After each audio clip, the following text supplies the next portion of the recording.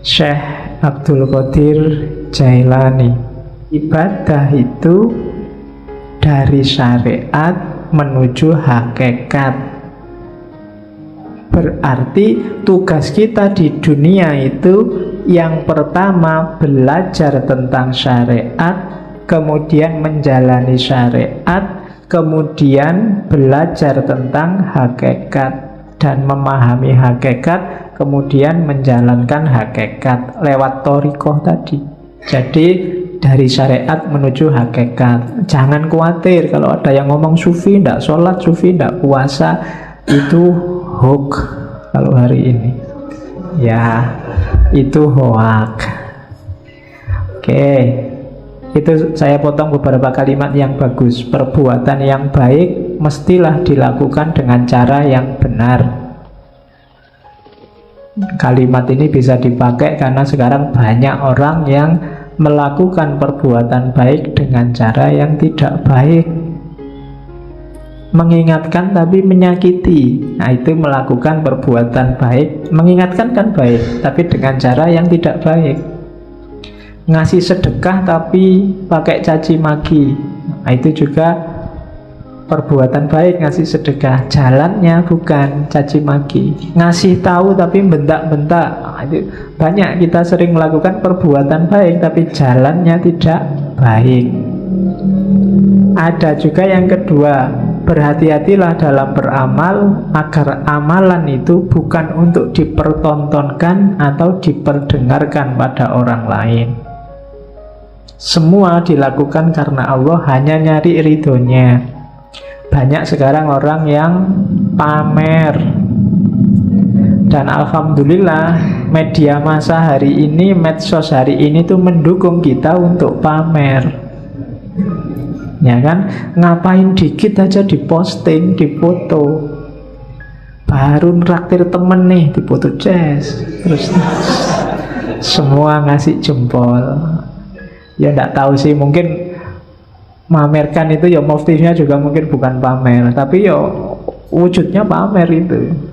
Untuk dipertontonkan atau diperdengarkan. Diperdengarkan itu ya kadang sok-sok kita kan cerita, kok kemarin nggak masuk. Wah, mohon maaf ya Pak, saya itu banyak acara Pak. Hari kemarin itu saya diundang ke sana. Kemarin ya, itu memperdengarkan, mempertontonkan atau memperdengarkan bahwa kamu orang baik, bahwa kamu orang hebat, bahwa kamu melakukan hal-hal yang terpuji dan seterusnya.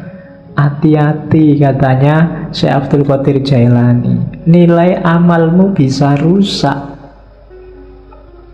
Jadi hati-hatilah. Ya memang kita wajib melakukan kebaikan, cuma jangan sampai sudah capek-capek berbuat baik tidak ada nilainya, karena ujungnya hanya pamer.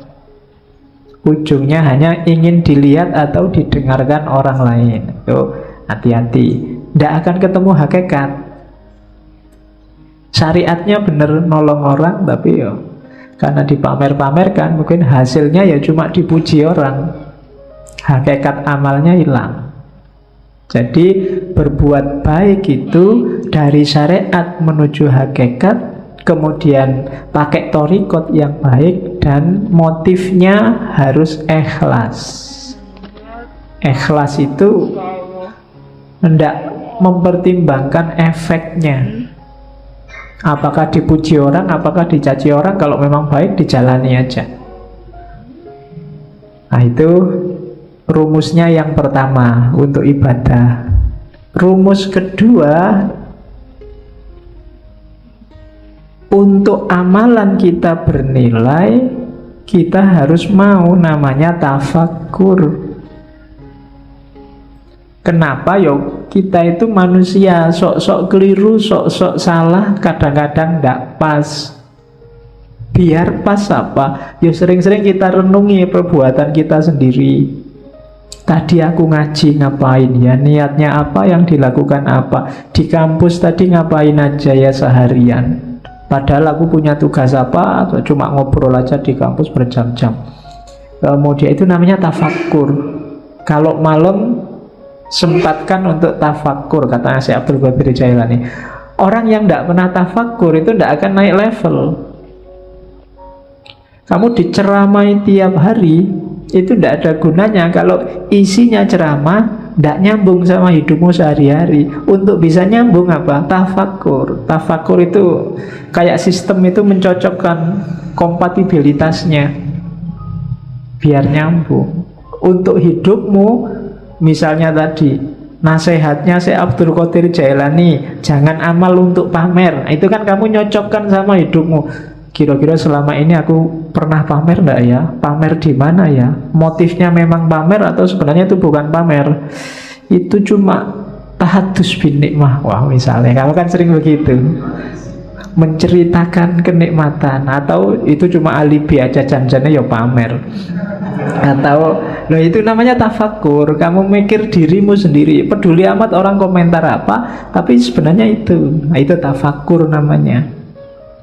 Dan orang berilmu yang suka tafakur ini kan nilainya di banyak hadis disebut lebih tinggi daripada ibadah. Di situ kalau di Syekh Abdul Qadir Jailani ada 3 jenis tafakur. Yang pertama apa? Merenungi sesuatu dan mencari sebabnya, mencari bagian-bagiannya sampai kemudian ketemu Allah. Aku bisa begini itu karena siapa ya? Ada peristiwa itu ditelusuri asal usulnya. Ya sih, semuanya memang skenarionya Allah. Tafakur yang semacam ini kayak ibadah 1 tahun, katanya Syekh Abdul Qadir Jailani. Yang kedua, merenungi perbuatannya, terus mencari akarnya. Dayaku dari mana, apa saja yang aku lakukan, cocok apa enggak sama kehendaknya Allah, dan seterusnya. Nah, merenung semacam ini nilainya lebih dari 70 tahun ibadah. Padahal umur kita berapa tahun? Paling 70 tahun pas, itu kayak seumur hidup ibadah terus. Yang ketiga, merenungi hikmah kebijaksanaan ilahi dalam segala hal, bahwa apapun yang ditetapkan oleh Allah, di situ ada ilmu, ada pelajaran, ada kebaikan. Jadi renungi segala peristiwa dan temukan hikmahnya. Ini bernilai lebih dari 1000 tahun ibadah. Cuma ya jangan dihitung besarannya ya, karena kamu itu sering pakai kalkulator. Iya, wah sudah 70 tahun ibadah toh Pak. Santai Pak, berarti aku bisa ngapain aja sekarang, kan aku sudah tafakur, kan mesti gitu. Itu sebenarnya itu simbolik, isyarat dari Syekh Abdul Qadir Jailani bahwa itu loh besarnya pahala orang tafakur. Ada yang biasa, ada yang super, ada yang istimewa kayak martabak itu. Jadi ada yang level biasa pahalanya 70, ada yang pahalanya 1 tahun, ada yang pahalanya 100 dan 1000, malahan itu 1000 tahun loh. Itu tafakur, maksudnya keutamaannya. Jangan dihitung matematikanya. Itu nanti jangan-jangan kamu korupsi. Pak, saya korupsi 1 juta. Yang 1 juta ini tak sodakohkan 100.000, kan nanti dapat pahala 70.000 lipat. 70.000 kali 100.000, nah, hasilnya kan lumayan 70 juta. Dosanya sama pahalanya kan nanti menang pahalanya Pak, berarti impas kita Pak, kan? Ya, itu namanya matematika. Itu yang bikin kadang-kadang para koruptor itu habis korupsi terus umroh. Ya kan? Sebelum korupsi umroh, setelah korupsi umroh. Kenapa? Karena perbuatan di antara 2 umroh ini diampuni 100%. Ya itu kamu sedang main matematika sama Gusti Allah. Emang Gusti Allah deso, nggak ngerti kalau buat abusi. Jadi itu tafakur dasarnya. Jadi ibadah, ya kamu jangan, Pak saya sudah bisa sholat kok Pak. Enggak, harus tafakur lagi, sholatku sudah bener apa enggak. Kualitas sholatku zaman aliyah sama sekarang kira-kira semakin naik apa semakin drastis turunnya. Nah itu kan tafakur yang bisa. Ya dulu saya sholat itu lama loh, sekarang kok bisa cepet ya. Oh, itu tafakur yang bisa. Kamu mikir, ini gara-gara aku semakin pinter, apa gara-gara cepet itu waktuku mepet, sibuk terus, apa gara-gara itu tafakur. Kadang-kadang kan memang semakin pinter orang, sholatnya semakin cepet. Ilmunya banyak masalahnya. Dia ngerti sela-selanya mana yang cuma sunnah, mana yang mubah, mana yang wajib. Karena sholat itu kalau diambil wajib-wajibnya saja, paling takbiratul ihram, Fatihah, ruku, bahkan bacaannya aja kan sunnah. Yang penting ruku, terus sujud, cepet. Jadi nggak sampai 2 menit, 4 rakaat selesai. Wong apalagi diambil wajib, apalagi Fatihahmu kan sering agak di-skip gitu kan. Tambah cepet ini. Ya kayak kamu nyetel video itu, di fast forward, ada yang level 2, level 3, tambah cepet gitu. Untuk memperbaiki yang gini-gini ini kita butuh tafakur. Orang yang tidak mau menafakuri dirinya, kualitas hidupnya tidak akan naik. Yang ketiga, fokusnya ibadah apa? Cinta ilahiyah. Cuma sebanyak apapun ibadah, kalau nggak sampai di terminal yang namanya cinta ilahi, itu biasanya cuma dapat capeknya. Untuk cinta ilahi apa? Rumusnya katanya, yo pelan-pelan, katanya si Abdul Qadir Jailani. Yo ndak ujuk-ujuk kamu terus jadi wali, terus dapat karomah, itu ndak iso. Jadi pelan-pelan. Yang pertama apa? Diperangi dulu nafsu hewaninya.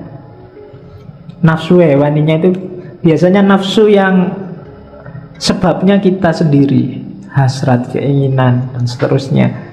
Rakus, tidur berlebihan, malas, itu musuh paling besar dalam dirimu. Kalahkan ini dulu. Kalau mengalahkan dirimu sendiri aja tidak bisa, jangan harap dapat cinta ilahiyah.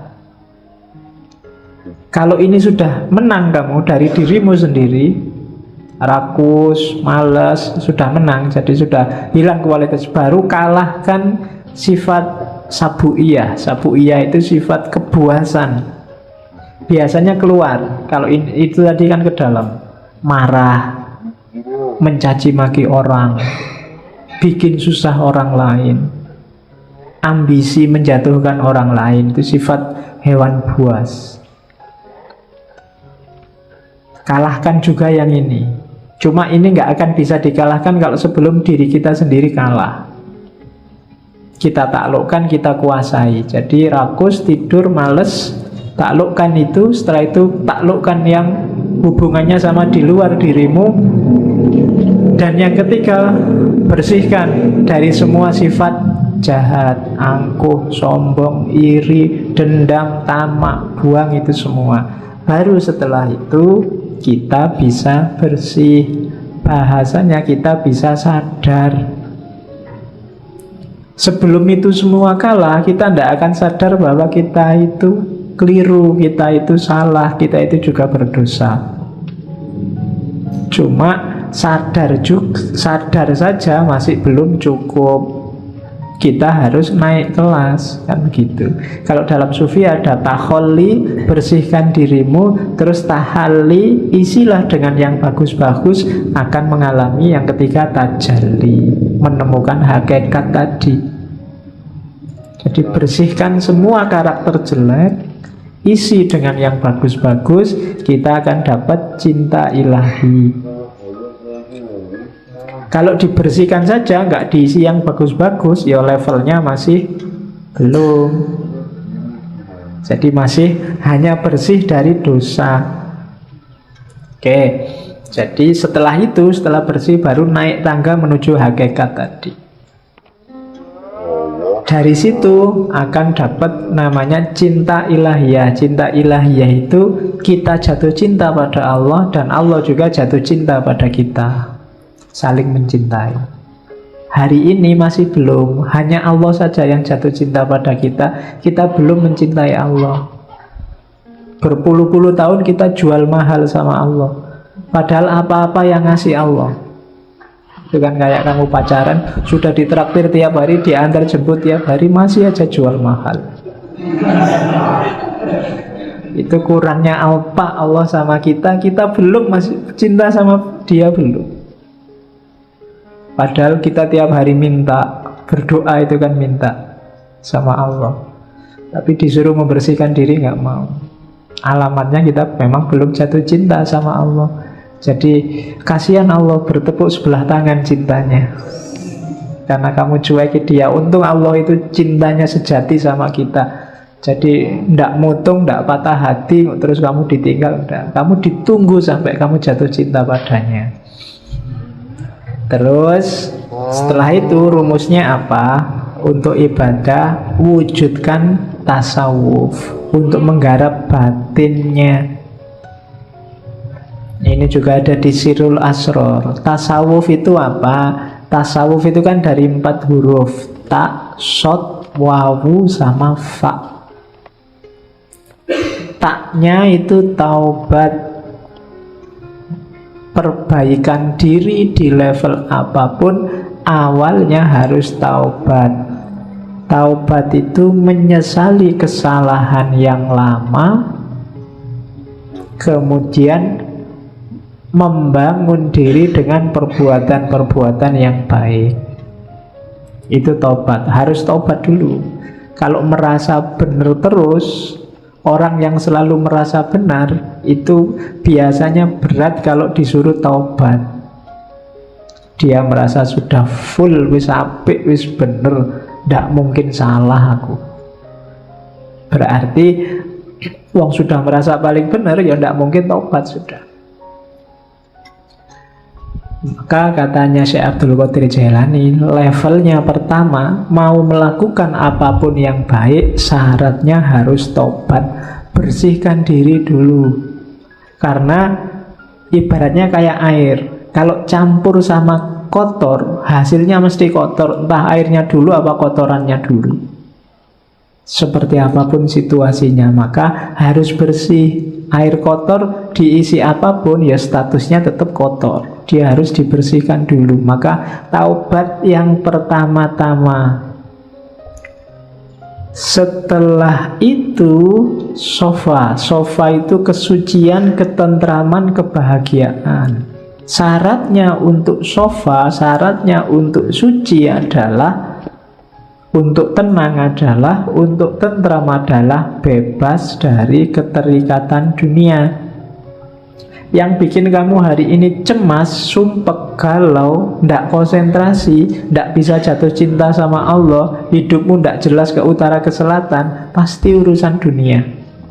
Begitu dunia kamu letakkan di ranking bawah, hidupmu mungkin lebih santai, lebih tentram, lebih tenang. Cuma kenapa kok kamu gampang galau, gampang cemas hari ini? Kemungkinan besar dunia levelnya atas dalam hidupmu. Jadi yang kedua sofa. Yang ketiga, kalau sudah taubat dan suci, sudah nggak terikat lagi oleh dunia, masuklah ke huruf wawu, walayah, kewalian. Walayah itu berarti orang yang 100% hidupnya berhubungan dengan Allah, mencintai dan dicintai Allah. Di antara cirinya, kayak istilah dalam Al-Quran itu, la khaufun alaihim walahum yahzanun. Tidak ada rasa takut, tidak ada rasa sedih. Siapapun yang ngaku wali kok masih sering takut, takut miskin, takut kalah, takut jatuh, takut macam-macam, berarti dia bukan wali. Wali itu tidak takut apapun. Wong cuma dunia aja kok.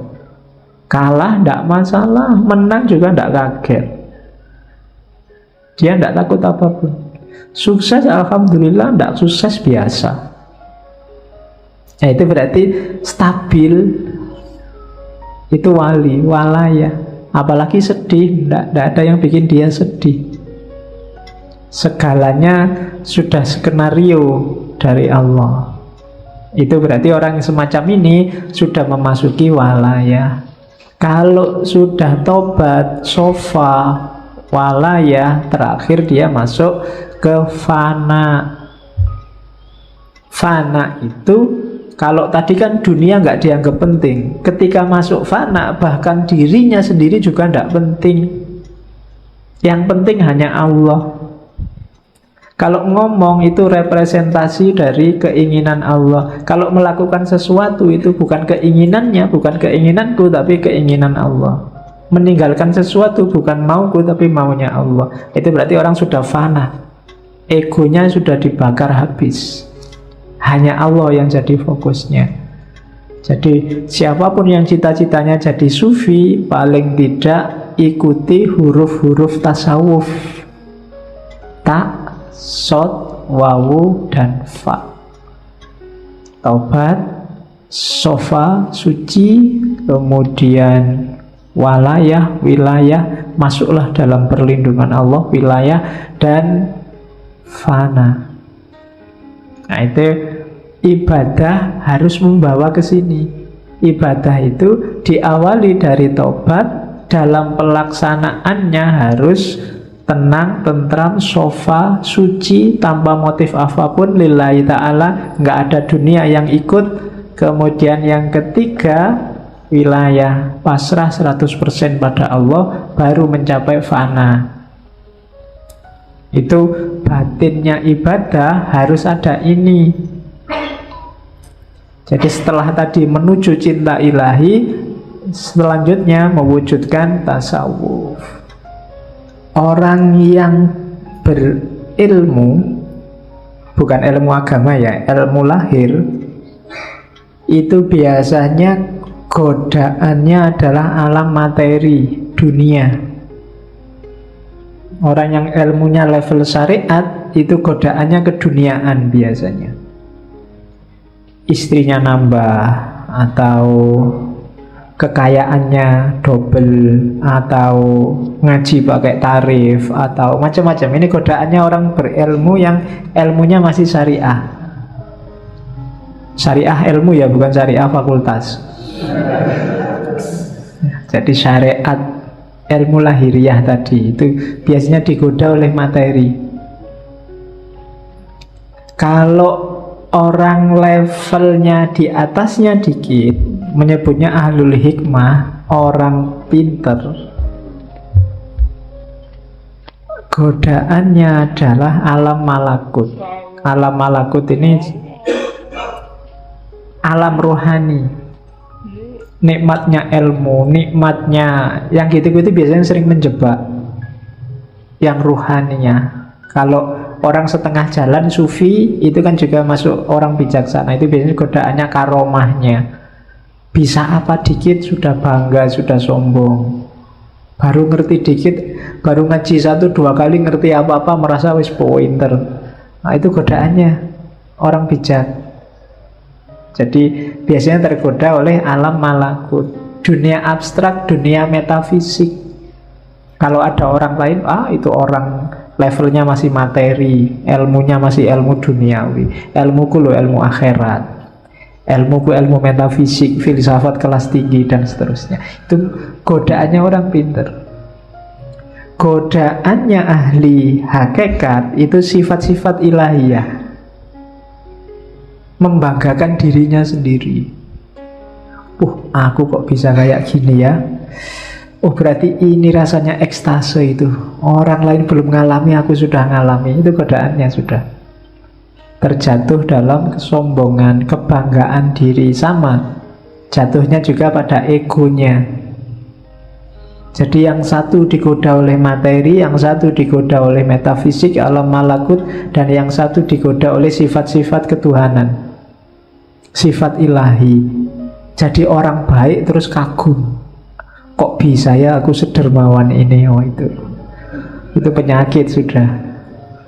Nggak nyangka loh aku bisa sholat malam rutin sekarang. Wah, kok bisa ya aku ikhlas gini, semua hartaku tak kasih, ada temenku tak kasih. Loh, itu penyakit.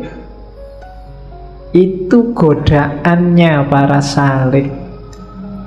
Siapa saja yang merasa puas pada salah satunya, saat itu juga dia mandek.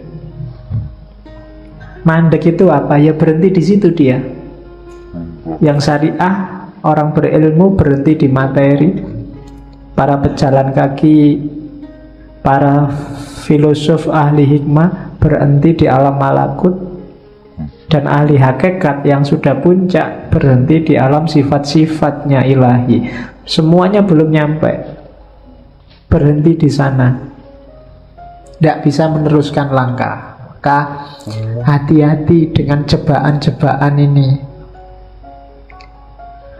Kalau kita sedang di tengah jalan sekarang, hati-hati. Saya tidak tahu kita ada di level mana. Jangan-jangan level yang paling bawah juga belum. Godaannya lebih dahsyat lagi. Berilmu aja belum, itu sudah godaan macam-macam. Semuanya hampir jadi godaannya, ya kan? Jadi hati-hati para pejalan, itu godaanmu. Kalau kamu tergoda, berarti kamu mandek, tidak mendekat lagi sama Allah. Berhenti di situ.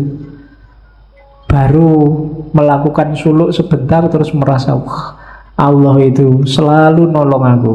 Ada apa-apa dikit, selamat aku. Ada polisi mau razia itu loh, selamat, tak bacain sholawat aja polisinya nggak lihat aku. Ya kan? Sering kan kayak gitu kamu. Itu godaan, itu jebakan. Biasanya orang yang sudah merasa, wah Allah itu berarti masih sayang padaku, jadi aku selamat terus, berarti dia mandek. Bandingkan dengan orang belum. Saya ragu-ragu ini, Allah sayang bener apa enggak ya padaku. Jangan-jangan aku selamat dari polisi ini ujian. Wong aku itu jelas-jelas salah loh. Nah, jadi ini godaan yang besar biasanya. Banyak orang terjebak juga di sini, berlindung di balik takdir. Sudah takdirnya Pak, mbok sampean itu sekali-sekali lah sholat duha, sholat tahajud, nunggu hidayah Pak.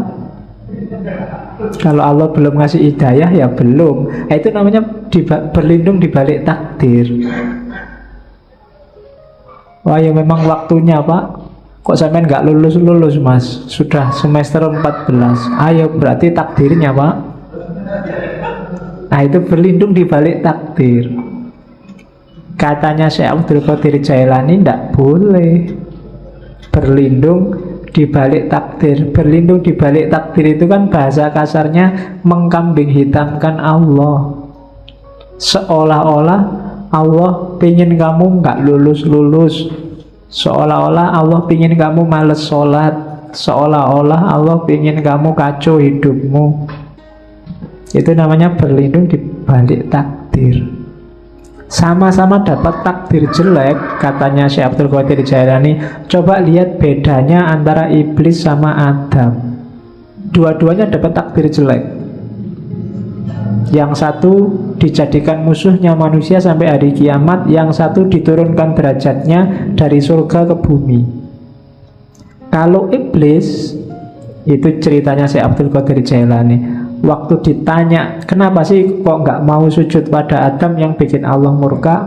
Katanya iblis, itu kan takdirnya Allah. Kalau saya sujud juga nanti Adam nggak jadi turun ke muka bumi. Ceritanya beda nanti. Itu kan cuma drama misalnya. Nggak, jawaban ini nggak bikin Allah nggak berkenan. Beda sama Adam. Adam itu mungkin ya ngerti sudah skenarionya, dia wong jadi makhluk jailun fil ardi khalifah, berarti besok mau ke bumi. Tapi kan pakai skenario makan buah kulti segala, bahwa Adam salah sehingga diturunkan derajatnya. Tiap hari yang dilakukan Adam kan terus nangis dan tobat, sampai kabarnya sekian tahun baru diampuni oleh Allah. Itu kan doanya yang terkenal itu kan, Robbana dzolamna anfusana wa illam taghfir lana. Jadi ya Allah, aku menzolimi diriku sendiri. Jadi meskipun itu kan ya takdirnya Allah, tapi gara-gara aku tidak menuruti perintahmu, itu kan menzolimi diriku sendiri. Wa illam taghfir lana wa tarhamna lanakunanna minal khasirin. Kalau tidak engkau ampuni, tidak engkau rahmati, ya pasti aku rugi. Jadi kalau sama Adam, Allah jadinya sayang. Tapi kalau sama iblis, sama-sama skenario-nya Allah, Allah jadi murka. Iblis pakai alasan takdir. Maka jangan pakai alasan takdir. Jangan mengkambing hitamkan Allah. Wong padune kamu sendiri yang males, padune kamu sendiri yang pengen seneng-seneng, gak mau susah. Tapi terus alasannya takdir. Oke, ini juga jebakan bagi ahli ibadah. Terus baru masuk ibadahnya sekarang. Sudah panjang ya. Lah namanya sak kitab. Yang pertama syahadat. Syahadat itu ya kesaksian, diucapkan lewat mulut, diyakini lewat hati, dan diinternalisasi dalam kehidupan sehari-hari. Tidak boleh hanya mulut saja. Oh, saya sudah syahadat loh Pak. Tidak, bukan itu. Kalau ada orang diskusi, wah kamu sudah kafir, sekarang harus syahadat lagi. Itu syahadat mulut itu namanya. Kafirnya juga mungkin hanya kafir di mulut. Tidak hakiki. Syahadat yang hakiki itu apa? Kalau di Sirul Asror ada 12 kualitas diri yang harus dimasukkan dalam hidup kita paling tidak. Ada la ilaha illallah, ada Allah, ada Hu. Ini yang sering ditanyakan orang. Saya banyak ditanya tentang Hu ini. La ilaha illallah itu level awal. Hidup kita itu kan variabelnya banyak. Level takholli itu la ilaha illallah. Buang semua, sisakan Allah saja. Kalau kita sudah sukses dengan membuang segala yang bukan Allah, baru masukkan Allah. Makanya wiridnya Allah, Allah, Allah. Kalau level Allah kita semakin naik, kesadaran kita semakin tinggi. Kalau masih Allah itu kan seolah-olah ada makhluk di dunia ini, terus ada Allah di sana yang namanya tiap hari kita sebut. Tapi begitu kita sadar bahwa ya semua yang ada di alam semesta ini manifestasi tajalli dari keberadaan Allah, akhirnya tinggal Hu. Hu itu dia. Bahasa Arab dari huwa. Di mana-mana ada dia, maka wiridnya tinggal Hu. Itu juga masih berjarak, nanti pada puncaknya sudah tidak ada kalimat lagi. Jadi ada Allah, awalnya la ilaha illallah, terus Allah, terus huwa, dia. Terus kualitas-kualitas yang lain yang harus kita hidupkan dalam kehidupan sehari-hari. Yang pertama al-haqqu. Kita harus, Allah itu maha kebenaran, dan kita harus menghidupkan kebenaran dalam hidup kita. Orang yang hidupnya memilih jalur bukan jalur kebenaran, berarti dia keluar dari syahadat, keluar dari kesaksiannya bahwa satu-satunya yang layak disembah hanya Allah. Yang kedua hayyun, maha hidup. Hiduplah sebagai manusia dengan segala tanggung jawab tugasmu sebagai abdun dan khalifah. Qayyum, maha tegak, maha berdiri. Qahar, maha menaklukkan. Fattah, Fattah itu pembuka. Wahhab, maha memberi. Ini kuat dalam hidup kita sehari-hari. Dasarilah dengan ini. Yakinlah bahwa apapun yang kita peroleh di dunia diberikan oleh Allah. Apapun masalah kita, Allah yang ngasih solusi. Ya Fattah. Apapun yang kita alami dan kita lakukan dalam hidup kita, itu Allah lah yang menentukan. Namanya Qahar. Dan apapun yang terjadi, Allah yang mewujudkan. Qayyum. Ini prinsip-prinsip yang kita jalani setiap hari. Kalau kita yakin ada orang lain yang bantu kita mewujudkan keinginan kita, bukan Allah, berarti menyalahi syahadat, dan seterusnya. Dan yang tiga yang terakhir itu wahid, ahad, somad. Wahid itu yang nomor satu, ahad itu yang satu-satunya, tunggal. Kalau wahid dalam hidup kita Allah harus nomor satu. Urusan apapun tidak boleh mengalahkan urusannya Allah. Itu berarti wahid. Kalau wahid nanti ada isnen, ada salasa. Nah, Allah harus selalu number wahid, selalu nomor satu. Ngaji apa jalan-jalan? Kira-kira yang lebih disukai Allah yang mana? Oh, lebih disukai ngaji, aku milih ngaji. Itu berarti wahid. Allah kita nomor satukan. Cari pacar dulu apa kuliah? Yang diridhoi Allah, yang sunnah itu nyari istri, Pak. Jadi saya nyari pacar dulu. Allah lebih suka kita punya anak banyak misalnya. Pokoknya cari prinsip yang menomorsatukan Allah dalam hidup. Yang kedua ahad. Kalau ahad itu ya Allah lah satu-satunya. Selama ini kita mendefinisikan tauhid itu Allah yang ahad, ya, yang maha esa, yang tunggal. Cuma dalam prakteknya yang membuktikan bahwa kita yakin Allah ahad itu Allah yang wahid. Ketika Allah kita nomor satukan dalam hidup kita. Buktinya apa bahwa Allah itu wahid? Allahus somad. Qul huwallahu ahad, Allahus somad. Buktinya Allah ahad itu Allah wahid. Buktinya Allah wahid, Allah somad. Allah satu-satunya tempat kita bergantung. Jadi satu-satunya tempat kita bersandar itu Allah. Itu baru kita syahadat beneran.